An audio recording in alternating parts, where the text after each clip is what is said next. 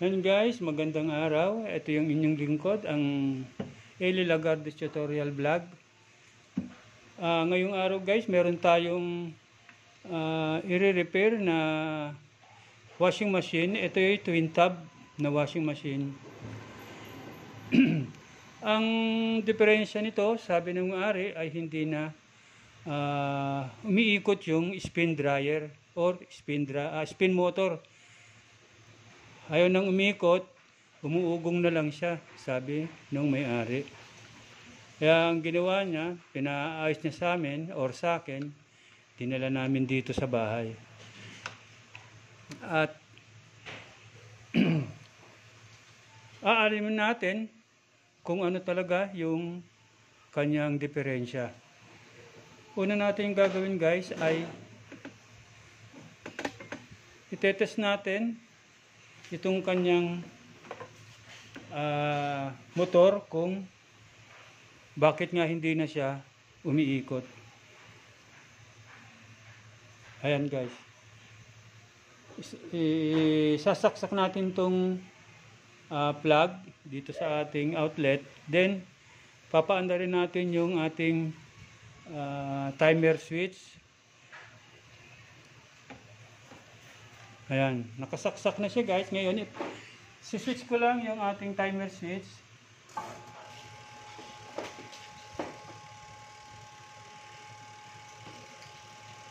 Ayan guys, wala oh. Ayaw umikot yung kanyang motor. Umuugong lang, pero mahina yung kanyang ugong. Ayan, tignan mo ha. Ayan oh, ayaw umikot yung kanyang motor. So, i-unplug natin muna. Ngayon guys, i-test natin yung kanyang capacitor. Pwedeng, ang diferensya kasi nito ay pwedeng sa capacitor or sa kanyang spin motor. O kaya naman, yung doon sa kanyang contact point. Pero guys, okay naman yung contact point niya, kasi nga umuugong naman tong motor. Kung ganun ang merong contact. Ang problema lang ay hindi siya makaikot. Kaya titingnan natin yung kanyang yung kanyang capacitor, kung okay pa yung kanyang resistance o capacitance. Meron siya guys, microfarad na 5 UF. Ayan. Tingnan nyo. Lapit natin. Ayan, zoom natin muna yung ating camera. Ayan guys, 5 UF. Ito. Palagay sa kanya. So, itetest natin to kung okay pa yung kanyang microfarad o yung kanyang capacitance. Kuha lang tayo guys ng tester na digital. Ito guys, yung ating digital na tester. Switch lang natin siya. Lagyan natin siya dito sa kanyang ohms or tapos i-select natin sa capacitor. Pailawin natin kasi madilim. Ayan. Ito guys yung kanyang capacitor. Ito. Nakaselect na siya sa capacitor. Ngayon itetest natin yung kanyang capacitor. And guys, tinanggal ko na muna yung connection ng capacitor para matest natin. Ito. Pero bago natin gawing i-test, i-discharge muna natin yung kanyang kuryente. Kasi guys, meron na iipon na kuryente dyan sa capacitor. Kaya bago kayo mag-test ng capacitor, i-discharge nyo muna para iwas kuryente kayo. Ayan. Okay na yan. Ngayon, itetest natin siya kung okay pa yung kanyang capacitance.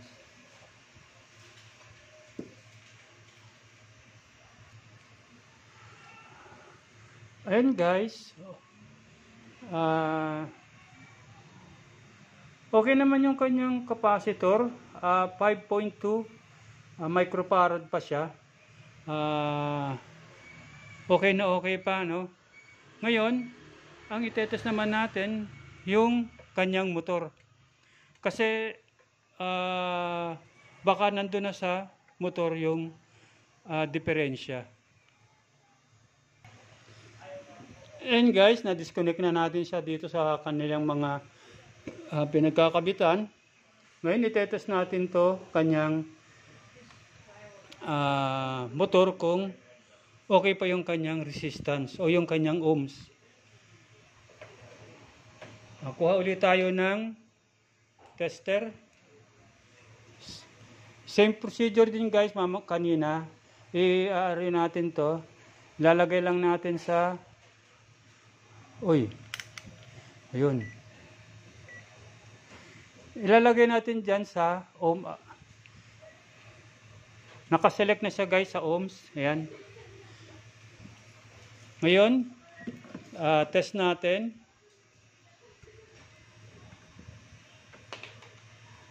Kanina guys, tinest natin yung capacitor. Okay naman. Nasa 5.2 microfarad pa siya. Ngayon, ito naman itetest natin. Itong kanyang motor, spin motor. Lagay lang natin to ulit dito sa positive. Then, kunin natin yung common ng ating spin motor. Ayan. Lagay natin siya. Tapos, kunin natin yung dalawa.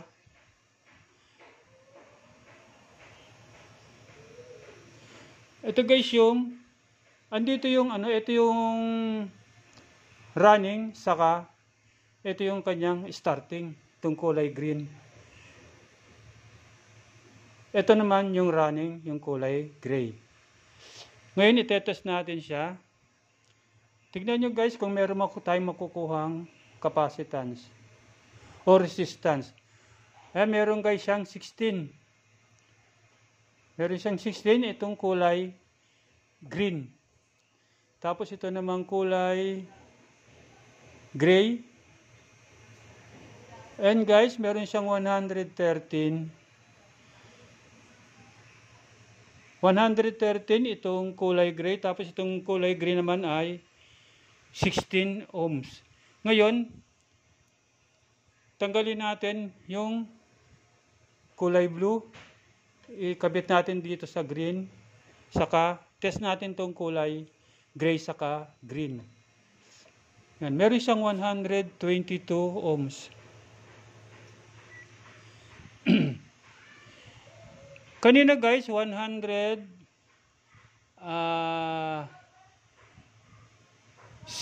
yung isa 16 ohms. Tapos yung blue to gray ay, tignan natin uli blue to gray,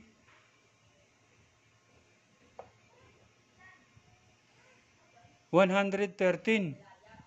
So, pag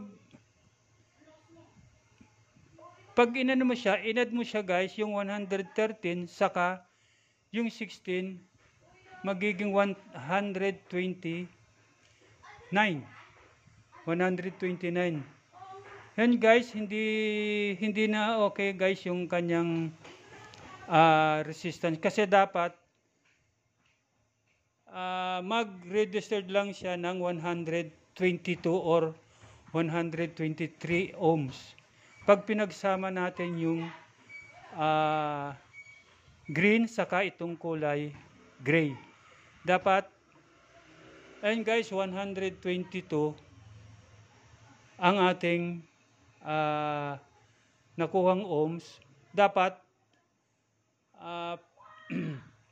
pag pinagsama natin yung yung itong 113 saka saka 16, magiging 129.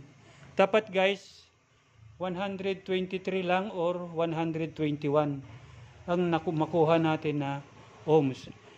Mas mataas siyang 6 ohms dito, 7 ohms dito sa common, dito sa kulay blue. Dapat guys, 122, itong blue, dapat pag pinagsama natin yung green saka yung gray, dapat 122 rin siya or 123 or 121. Kaya magpapalit na tayo ng spin motor kasi nga may diferensya na siya. Hindi na siya tamang hindi na siya tama yung kanyang resistance para sa isang spin motor. Ayan guys, papalit tayo papalitan natin tong spin motor na yan kasi nga hindi na niya kayang umikot ng mabilis. Maganda naman yung capacitor niya kasi okay yung capacitor dahil nasa 5.2 microfarad pa. So ang may diferensya nito guys, yung kanyang motor. Papalitan natin yan, babaklasin natin siya dyan sa loob, then papalitan natin ng bago. Pause muna guys. Yan guys, natanggal na natin yung luma. Ito. Ngayon papalitan natin siya ng bago.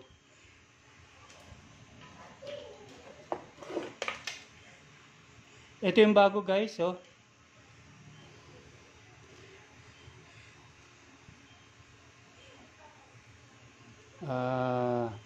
750 yung bili ko rito. Ayan. Tapos 5 UF din yung kanyang microfarad. Tapos yung kanyang wires din ay parehas din sila ng wires, green, blue saka gray. So ikakabit natin siya doon sa pinagtanggalan natin ng luma. Ayan guys, nailagay ko na yung bago. Ngayon ibabalik na natin tong tinanggal natin para may kabit na natin tong mga wires na galing sa motor. Ma-wiringan na natin siya para ma-testing natin kung okay naman yung ating pagre-repair ngayong araw. Yan. Yan na siya guys. Ikakabit ko na. Babalik ko lang tong kanyang kaha dito sa ibabaw na to. Ayan. Ayan guys, naibalik na natin tong kaha. Itong kanyang pinaka-kaha. Andito yung wash tab saka spin dry tab dito sa na to. Ngayon ang gagawin natin, iwa-wirings natin yung spin motor. Ito guys, itong kulay blue na to, ito yung common ng spin motor. Ang gagawin natin dito, ikakabit natin to dito sa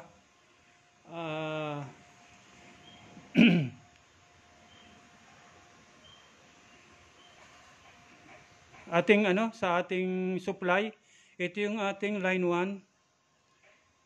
Putulan ko lang konti ito guys para kasi masyadong mahaba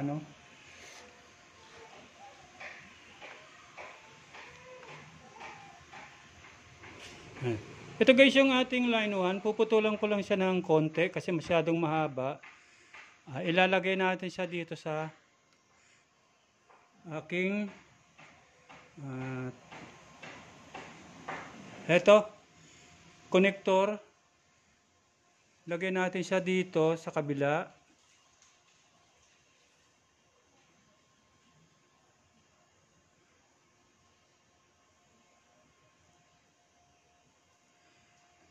Ayan. Tapos, itong Ito guys, blue. Ito yung common. Ito yung common ng spin motor. Kukunin natin din yung common ng ating wash motor. Itong kulay black. Puputulan din natin siya. Ngayon pagsamahin natin itong common ng spin motor saka common ng wash motor. Pagsamahin natin, then i-connect natin siya dito sa supply. Ito yung line 2, line 1 ng ating power supply. Dito natin siya ilalagay. Connect natin siya dyan. Ito yung sa wash motor at itong kulay blue naman ay dito sa spin timer. Then itong kanyang, ito yung kulay green, ito yung starting. Kakabit naman natin siya sa isang linya ng capacitor. Dito guys, lagyan na lang natin dito sa kulay brown. Masyadong mahaba ang kanyang wirings. Puputulan natin siya guys.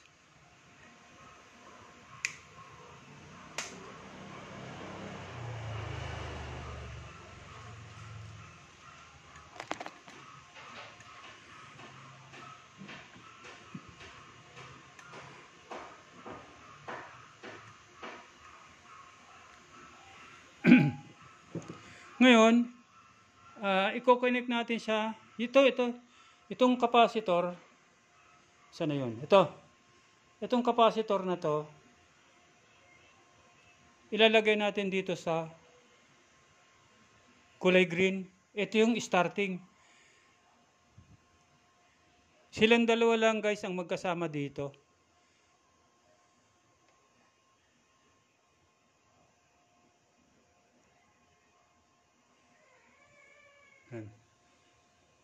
Silang dalawa lang, yung sa starting ng spin motor saka isang dito sa ating capacitor. Ngayon, itong isang linya naman ng capacitor ay ilalagay naman natin dito sa putulan din natin to at masyadong mahaba rin.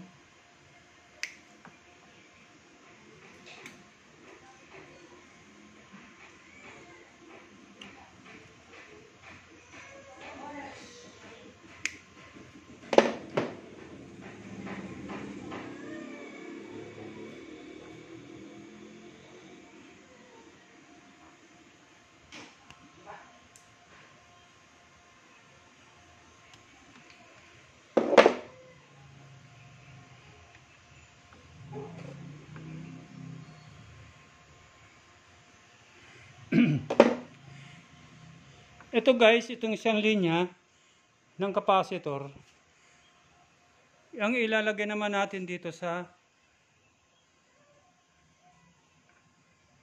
kulay gray. Ito. Tapos, pagsamahin lang natin siya dito. Then, lagay natin sa connector. Magkasama na siya. Yung yung isang linya ng capacitor saka isang linya nitong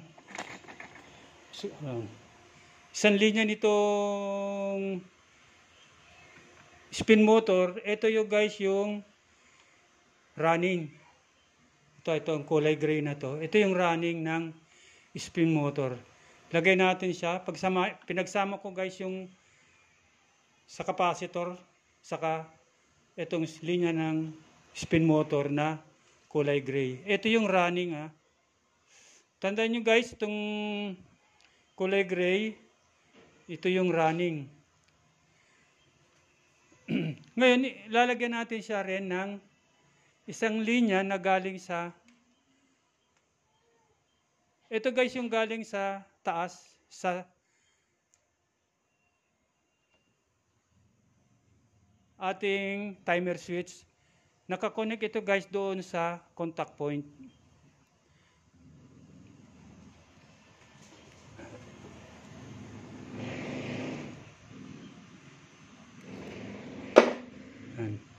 Ito guys ay nakakonect to sa contact point. Yan.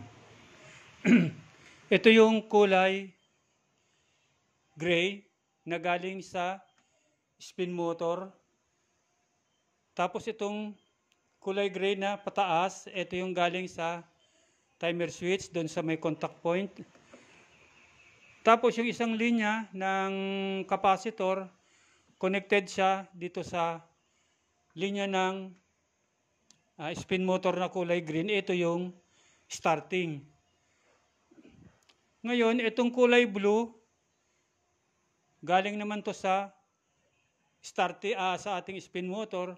Connected naman siya dito guys sa line 1 ng ating power supply. Kasama niya rito yung common din ng wash motor, itong kulay black. Ito yung common ng wash motor, kulay black. Magkasama sila rito sa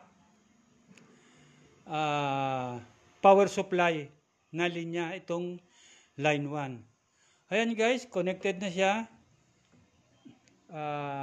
Ngayon isusubukan natin na paandarin kung kaya niya nang paikutin o kaya nang paikutin ng motor yung spin timer tab doon sa loob nitong washing machine o yung tinatawag nilang dryer, no? Check na lang natin, double check lang ito.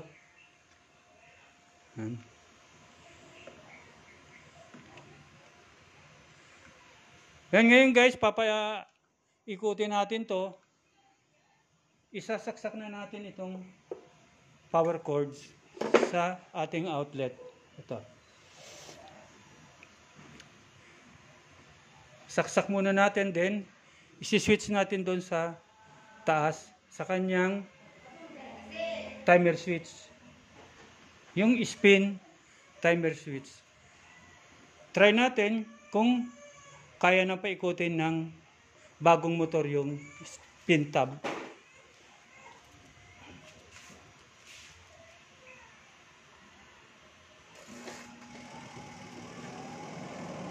Yan. Kung napansin nyo guys, ayan. Ilalapit ko lang yung camera, no? Ayun guys, nakita nyo, umiikot na siya. Yun. Yan, ano. Kanina guys, wala yan. Hindi siya umiikot. Tanggalin muna natin itong plug na kasaksak sa cord, sa power, ay sa outlet. Ayan. Ayan, nakita nyo. Kanina guys, hindi siya umiikot. Ang nangyayari lang ay umuugong lang yung motor. Ngayon, yan. Ngayon, tignan uli natin kung saksak uli natin itong power cords sa outlet. Ayan, nakita nyo yan guys, off, nag-off. Switch uli natin yung timer switch. Ayan.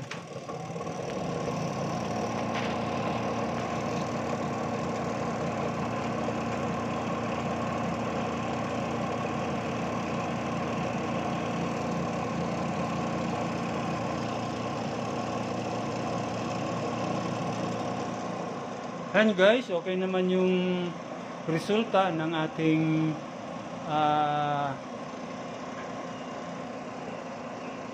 pag-repair ngayong araw. Sana guys na sundan nyo yung aking tutorial ngayon, araw na to, at sana may matutunan kayo, ano. Basta sundin nyo lang or sundan nyo lang yung ginagawa namin na mga nagtuturo.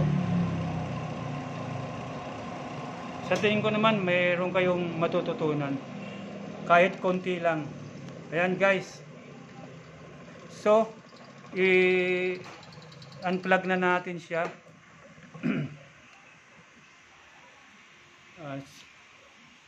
Sana guys panoorin nyo ng buo yung video na to para masundan nyo yung aking tutorial. Maraming salamat po. Dun po sa hindi pa po nakapag-subscribe po sa aking YouTube channel, wag po kayong manghinayang sa inyong pag-subscribe. Gagantimpalaan ko naman po kayo kung sakali pong mamonetize na po ako ng YouTube. At kung meron pong ads doon po sa aking video, wag po nyong i-skip. Pindutin nyo rin po yung notification bell para lagi po kayong updated sa mga video ko pong na-upload sa YouTube. And doon po sa comment section, pwede po kayong mag-comment tungkol po sa aking tutorial. Bad man po yan or good, okay po yan, tatanggapin po natin yan. At i-like nyo na rin po and share para mapanood man po ng ibang natin mga kababayan. Sa ngayon po, hanggang dito na lamang muna. Ako po ay magpapaalam na muna. Maraming salamat po. Paalam po. Bye-bye.